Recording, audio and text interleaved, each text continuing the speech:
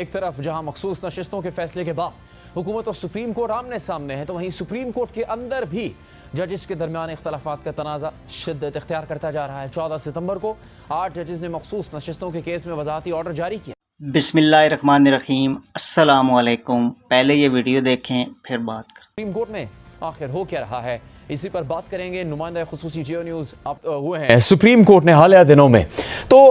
क्या चल रहा है सुप्रीम कोर्ट के अंदर, कोई इसकी वाज़ेह वजूहात सामने आ रही हैं? क्योंकि कुछ अर्सा पहले इस तरह की तफरीक नहीं थी, ख़ास तौर पर 2 जजेस में, चीफ जस्टिस साहब और जस्टिस मंसूर अली शाह में। तो इस वक्त क्या सूरत हाल है, और ख़ास तौर पर अब जो रजिस्ट्रार का जवाब आया उसमें भी बहुत सी ऐसी बातें सामने आई जिससे पता लगता है कि काफ़ी ज़्यादा इस वक्त तनाव का माहौल है सुप्रीम कोर्ट के अंदर। देखें जुनैद, जो सुप्रीम कोर्ट ऑफ पाकिस्तान है वो एक ट्रांसपेरेंसी की तरफ इक़दामात होने चाहिए, और ये जो सारी सूरत हाल है ये बड़ी इस हवाले से एक फ़िक्र अंगेज़ सूरत हाल बन गई है। अब जबकि जिस तरह 14 सितंबर को जिस तरह वज़ाहती ऑर्डर अपलोड हुआ,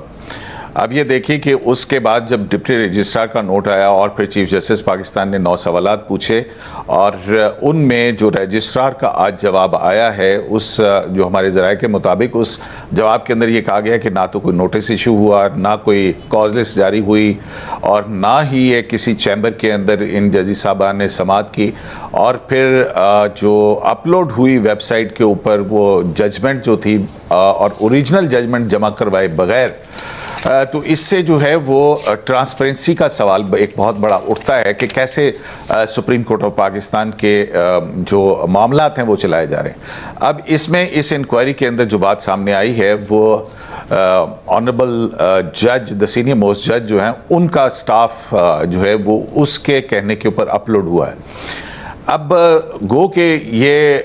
इसकी वजाहत उन्होंने 8 जज साहिबान ने, जो फिर लेटर ऑन मंडे को जो हुक्म आया, डिटेल रीजनिंग आई, उसके अंदर उन्होंने ये दी है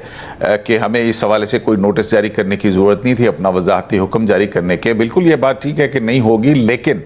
सवाल ये है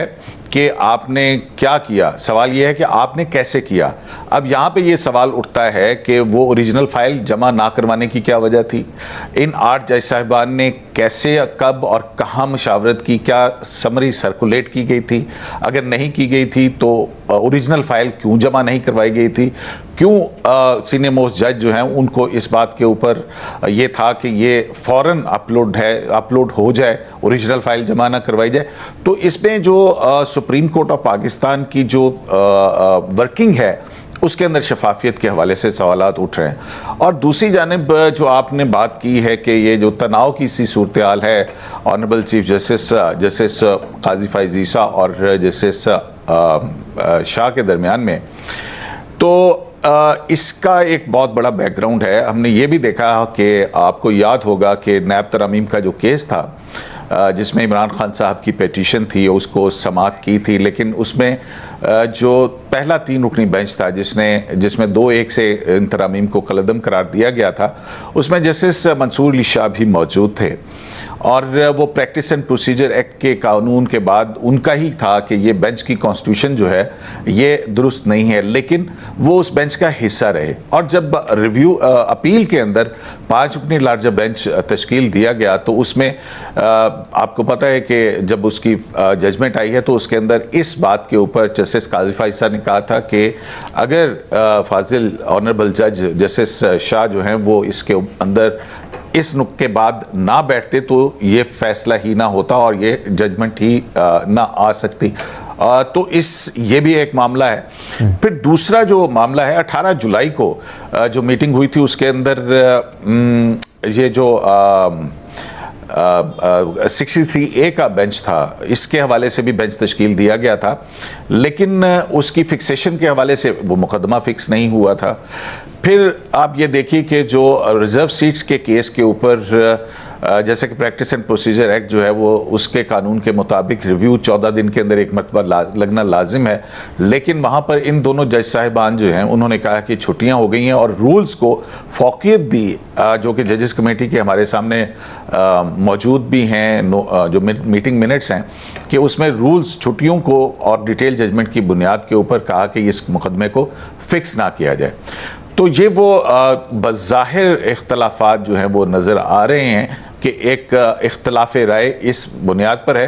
फिर दूसरी बात यह है कि एक बड़ी अहम कानूनी हलकों के अंदर ये सवाल उठ रहा है जहाँ पर डिस्क्रिशन के हवाले से बार एसोसिएशंस का आ रहा है। वहीं पर दूसरी तरफ एक नुक्ता नज़र ये है कि पहले बेंचेस की तश्कील के अंदर चीफ जस्टिस का ही एक इख्तियार था,